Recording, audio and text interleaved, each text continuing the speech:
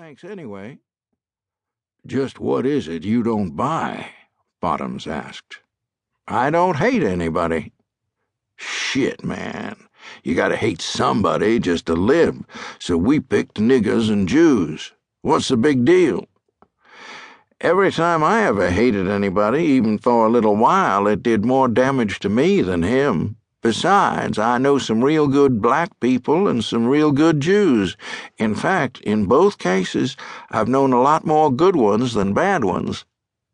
Trouble with you people is you've got to hate somebody else so you can feel worthwhile. That's what I don't buy." "Look, Warden," Bottoms said, and he sounded exasperated, "you got a lot of time to pull in this joint, and every time you walk out in the yard, somebody's going to try and beat the shit out of you because you used to be heat. Now, so far, nobody's been able to do it, but I'll tell you something, my friend, you're not looking so good." "Well," Jesse said, "I've got 30 days of solitary to rest up." Bottoms stood up, and his full stature was awe-inspiring. "You're going to need your rest, buddy, because if I don't hear by the time your solitary hitch is up that you're ready to join up with us, then the next guy you meet in the yard is going to be me."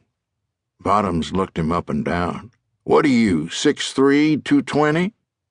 "That's close enough, I guess. It's been a while since I got measured and weighed." "Most places, that's big. Not in here." Bottoms rapped on the steel door.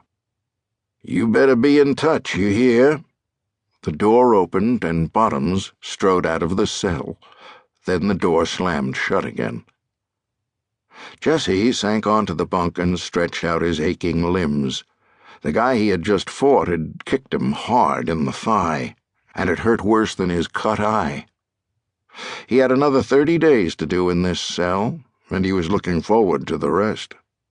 Still, with no radio or TV and no reading matter, it would be hard. Once again he was alone with himself, and the company was lousy. Whenever Jesse closed his eyes, the same picture came back to him. It was the best year of their marriage. Beth was healthy after losing a breast to cancer 5 years before. Carrie, named after his mother, was nearly 4, smart and pretty. They had the little house in Coral Gables, and he was moving up in the Drug Enforcement Agency. Jesse had never thought of being a cop. He'd had his life all planned. It was college, law school, a few years in an Atlanta firm, then back to North Georgia to set up a practice. Then Beth got pregnant and sick at the same time. Jesse's parents were dead, and Beth's weren't rich. She had to quit her job, and the part-time work he had in the admissions office wasn't enough to support them. There was nothing to do but leave law school and look for a job. The DEA was recruiting on campus, and they made working for the government look attractive and secure. Beth recovered, the baby was born healthy, and things started looking up. That year was the best, not just because they were comfortable and happy, but because the future looked so bright. Jesse had enrolled part-time in law school, and once the degree was his, he could rise to new heights in the Justice Department. His assignment to the South Florida Task Force had been a plum. It was where the action was, where promotions happened and careers were made.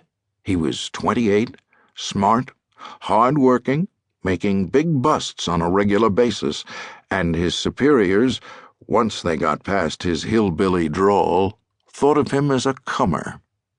Then Beth had gotten sick again. Her first illness had been covered by her parents' medical insurance, but when they got married, that lapsed. Then, when he had joined the DEA, her cancer was excluded from his insurance as a pre-existing condition. Suddenly, all the money was going to doctors, medical laboratories, and hospitals. Beth took 14 months to die, and meanwhile, Jesse was left thoroughly in hock, with nearly $400,000 in outstanding medical